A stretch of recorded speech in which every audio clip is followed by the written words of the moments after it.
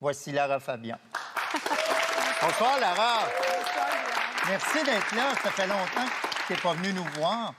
Tu es ici pour nous présenter ton livre « Je passe à table Oui. dans laquelle tu racontes 17 histoires de ta vie qui sont reliées à des plats significatifs pour toi. Et tu nous partages la recette.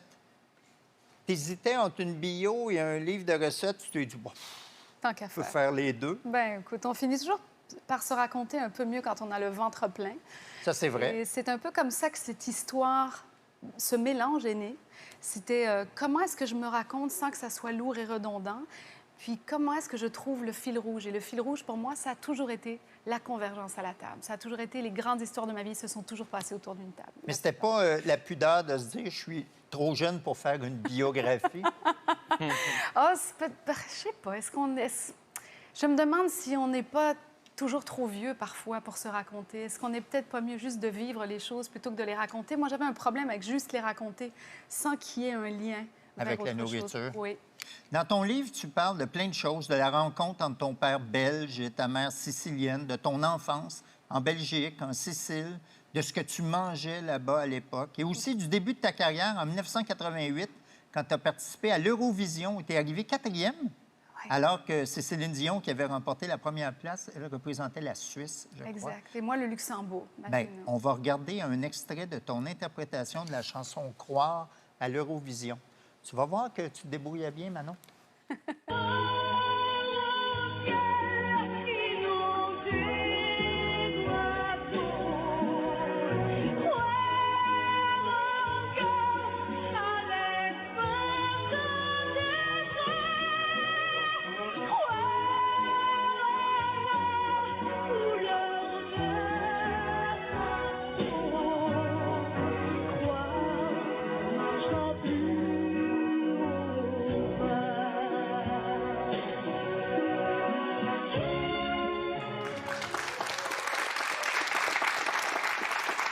C'est fou, hein? Ça fait 33 ans déjà. Oui. Moi, ça me touche toujours de voir quand on est si jeune à quel point notre intensité vraiment est ce qui nous porte avant tout. Ben oui. Notre candeur, notre intensité. Puis quand je me vois, je vous jure, je vois Lou, je vois ma fille.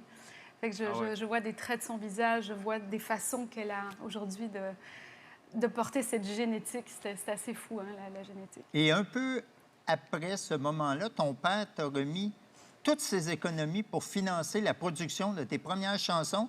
Puis quand il a écouté la bande audio, il n'a pas aimé ça. Pourquoi? Elle était démagnétisée, Guillaume. On l'avait laissée sur, tu sais, à l'époque, dans les voitures de l'époque, il y avait des baffles, des haut-parleurs qui étaient de part et d'autre du tableau de bord. Puis on avait mis, nous autres, la cassette dessus. Et la bande, à l'époque, c'était des cassettes. Je sais, pour ceux qui nous regardent, j'ai peut-être l'impression que je viens d'une autre planète, mais c'était des cassettes.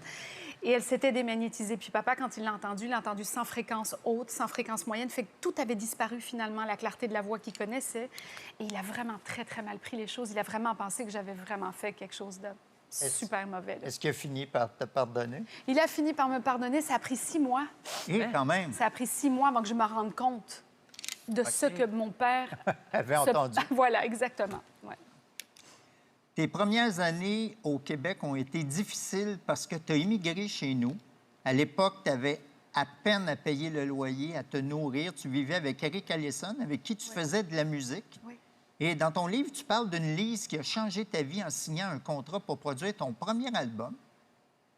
Mais tu la nommes pas. C'est qui, cette Lise-là? Pourquoi tu ne dis pas son nom de famille? Dans ton livre, tu racontes pas ce qui s'est passé. C'est Lise Richard, et c'est vraiment elle qui a changé ma vie. Ça a été, je dirais, le manager de ma vie qui a modifié le cours de mon destin parce que c'est elle qui vient me voir au Bijou dans le Vieux-Montréal.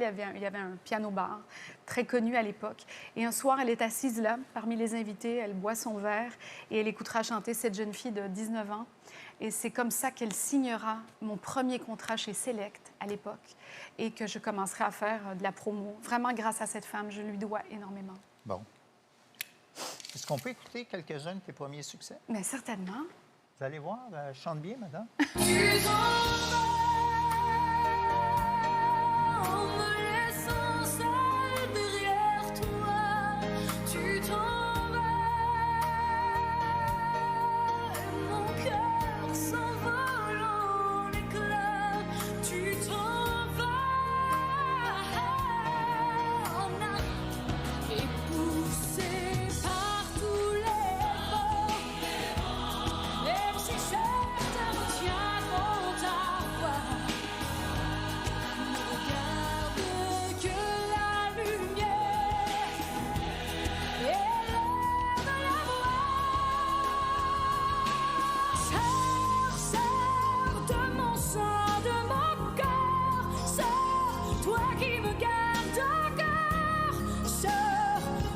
de tes regrets.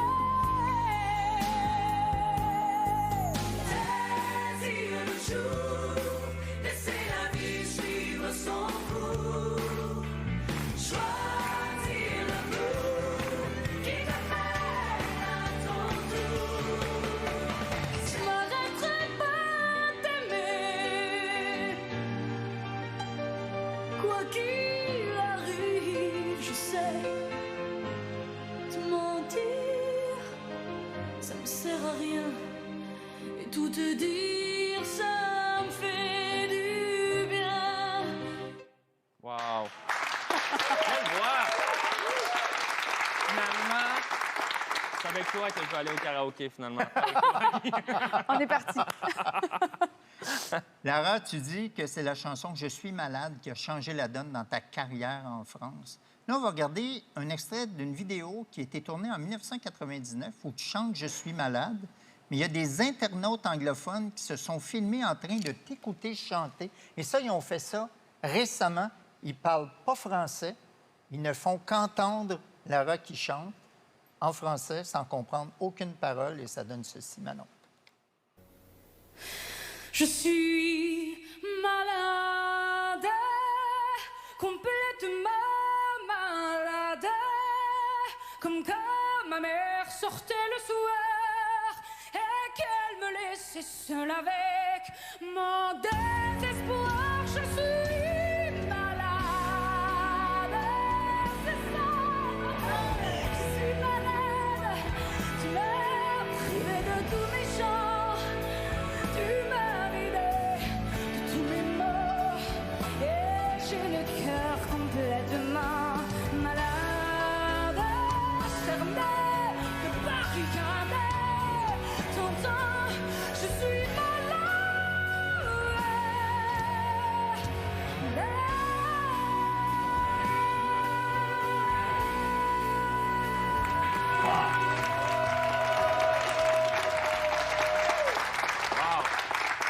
Bon, t'as rien à voir avec ça, évidemment, avec ce montage-là. Comment t'as réagi quand t'as vu ça? Mais moi, j'étais sidérée de réaliser le pouvoir d'une langue que tu ne maîtrises pas forcément, mais qui va t'évoquer une émotion quand même. Ouais. Puis, tu sais, ça, je le vis souvent quand je suis en tournée à Moscou. Ben oui, à- je chante à en Kiev. français en Russie. Hein? Mais c'est Absolument. la voix transcende tout. Je veux dire, t'aurais pu parler de pâté chinois, les gens y auraient pleuré. Là. Ils comprennent pas, mais la voix, je veux dire, de j'ai des nouveau- frissons, là, ça vibre. Là. De nouveau, c'est l'intensité, oui, c'est ça. Tu sais, c'est des fréquences dans les voix de certains artistes qui vont aller chercher le cœur des gens, ni plus ni moins. On est très, très sensible aux fréquences, plus qu'on croit. Et je crois qu'au-delà d'une intensité, il y a ce que ça transcende, finalement. Fait que c'est assez fou. Moi, j'étais très, très émue quand j'ai vu ça la première fois. Et j'étais très surprise aussi. Ben moi aussi, puis c'est même pas moi qui chante. Dans ton livre, tu dis que dès que tu as signé ton contrat avec Sony Music pour tes albums en anglais aux États-Unis, là, tu as vécu des confrontations violentes au sujet de ton image, en plus d'une relation très conflictuelle avec un producteur américain. C'était qui? Qu'est-ce qui s'est passé? Bien, alors, c'était c'est des guerres très intestines qui se produisent à plusieurs étages où la hiérarchie fonctionne Ouais. avant toute chose. Le producteur en question, c'est pas un secret, c'était Walter Hayes, c'était Walter Afanasieff qui faisait des tunes pour les plus grandes à l'époque. Et en fait, on avait un conflit parce que, en fait, on avait un conflit ensemble par rapport au thème de l'album. C'est-à-dire que nous, on voulait aller dans cette direction-là, mais hiérarchiquement, ça se passait pas comme ça. Ils auraient voulu que j'aille dans une direction un peu plus pop, Ah. même voire un peu plus hip-hop même, je dirais. Pour l'époque, c'était le début où les chanteuses faisaient une sorte de switch vers ce qu'on appelait les chanteuses à grand déploiement lyrique, Ouais. vers des choses un peu plus pop, un peu plus urbaines. Et moi, ça me tentait pas. Moi, j'étais la fille qui chantait « Je suis malade ». J'étais la fille qui chantait « Je t'aime ». J'étais la fille qui chantait Adagio. C'est pour ça qu'on m'avait signé. On m'avait signé parce que j'avais cette dimension-là. Et ça a C'est été... frustrant, quand même. Bien, surtout, ça aurait manqué d'intégrité. Ouais. J'aurais pas été moi. Fait que finalement, il a fallu que j'avale la pilule, puis que ni plus ni moins, je fasse un choix. Et donc, je me suis tenue à ce que je voulais, mais ça n'a pas été simple par la suite. Tu abordes une période de ta vie où tu as vécu un épisode de trouble alimentaire. Ouais. Comment ça a commencé, ton problème? Puis ça a duré combien de temps? Bien, tu l'évoquais, tu disais la confrontation avec l'image aussi, ça a été, tu n'étais jamais assez blonde, puis tu n'étais jamais assez maigre. Ah oui. Puis, Surtout aux États-Unis. Vraiment, c'est vraiment... you look great, you've lost weight, c'est comme ça, t'es bien belle, t'es donc bien mince. Bien, c'est quelque chose qui te précède un peu malgré toi quand tu fais ce métier-là. Pourtant, tu n'es pas mannequin, tu n'es pas comédienne, tu es chanteuse. Fait que moi, je crois que ça a été un mélange de tout ce qui se disait qui a eu une action extrêmement pernicieuse sur moi, extrêmement subtile, mais qui a fini par me voir comme une fille qui n'était jamais assez belle, jamais au bon endroit, finalement, physiquement, dans ce que mon corps était. Et j'ai été malade durant 7 ans de cet horrible désordre alimentaire, trouble et complexe. Et si j'en parle, c'est pas du tout parce que je veux faire pleurer Jeannette, là, c'est vraiment parce que je m'en suis sortie. J'ai réussi à attraper cet incroyable animal qui a été ce désordre alimentaire et à le remettre à sa place et à renouer avec mon grand amour qui est la table. Mais c'est ça. Donc, ça, c'est un peu un pied de nez à cette période-là. Complètement. Wow. Complètement. Et c'est dire, sais-tu quoi? C'est parfois par le mal que l'on guérit le mal, finalement.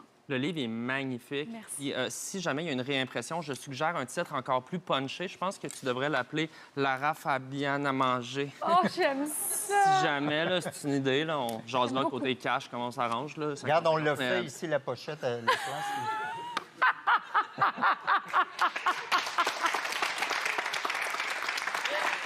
Parfait.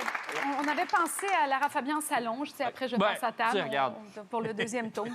Mais c'est un magnifique livre. Magnifique, vraiment. Merci beaucoup. Lara, tu as connu un succès fulgurant en Europe, notamment en France. Tu as partagé la scène avec Johnny, avec Serge Lama, entre autres.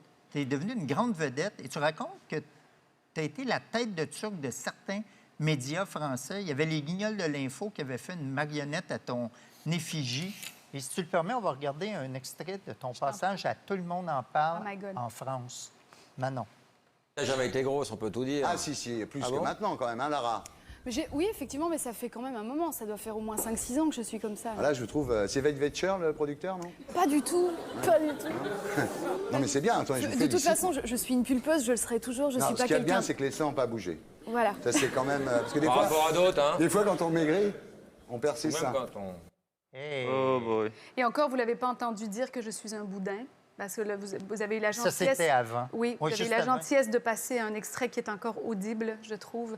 Mais c'était d'une cruauté, d'une violence. Et vous voyez très bien que je suis complètement... je veux Mais dire, pourquoi cet j'ai pas les moyens de réagir. Mais pourquoi cet acharnement-là en Sur- France que tu n'as pas vécu ici, en tout cas? Parce qu'on est profondément bienveillant ici. C'est tout. C'est tout? Je ne saurais pas comment le dire autrement. OK. Tu as chanté ta chanson « Je t'aime » au... Guilla, je peux juste rajouter quelque chose? Bien sûr. Non seulement on est profondément bienveillant, mais le public ici ne l'accepterait pas. Ici, les gens ne supporteraient pas Ça, de c'est voir vrai. quelqu'un se faire démolir ici. Et je crois que vous l'avez bien compris. J'allais faire une joke, mais je la dirai pas. Mais écoute, et ceci dit, par amour pour mon public français, je tiens à dire que lui non plus aime pas bien ça quand il t'aime. Mais au bal, tout le monde finit par danser. Mais c'est horrible. Moi, je regarde ça, puis on dirait que ça date d'il y a 2 siècles. Ça fait 10-15 ans. Ouais, J'en reviens ouais. pas. C'est... Lara, tu as chanté ta chanson « Je t'aime » au Royal Albert Hall à Londres devant Mikhail Gorbatchev pour ses 80 ans. Oui. Parce que cette chanson-là était un gros succès en Russie. Tu étais une vedette en Russie. Mais ce soir-là, tu avais 2 vertèbres brisées. Oui. Tu portais un corset en métal sous ta robe et tu étais sous l'effet de la morphine. Si tu permets, on va te regarder comment tu chantes quand tu es stone, Manon. Je t'aime comme un soldat, comme une star cinéma. Je t'aime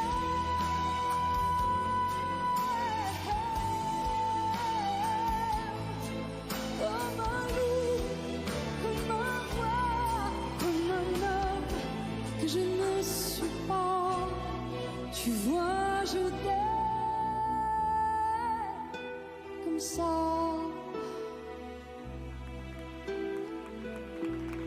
Tu vois, comme ça. Là, j'ai vu tes yeux et je t'ai vu revivre ce moment-là Ah, et la tellement. souffrance que tu avais. Tellement, tu sais, ça m'arrive quelques jours avant, en fait. Quelques jours avant, je me retrouve dans, ni plus ni moins, dans un supermarché. J'ai eu une fracture de stress. Ce qui s'est passé, c'est que j'étais tellement fatiguée, je m'étais tellement peu respectée pendant de longues années que j'ai soulevé un poids un peu trop lourd. Et la douleur a été tellement forte. C'est tombé. Sous la brisure des vertèbres, je suis tombée par terre. Donc, je me ramasse 4 jours avant à l'hôpital aux urgences. Et je sais que 4 jours après, je chante pour Mikhail Monsieur Gorbatchev. Gorbatchev. Donc, regarde, j'avais une amie qui était avec moi et puis qui m'a piqué dans le dos avant de pouvoir monter sur scène parce que sinon, la douleur était trop forte, je ne tenais pas debout. Mais je l'ai fait.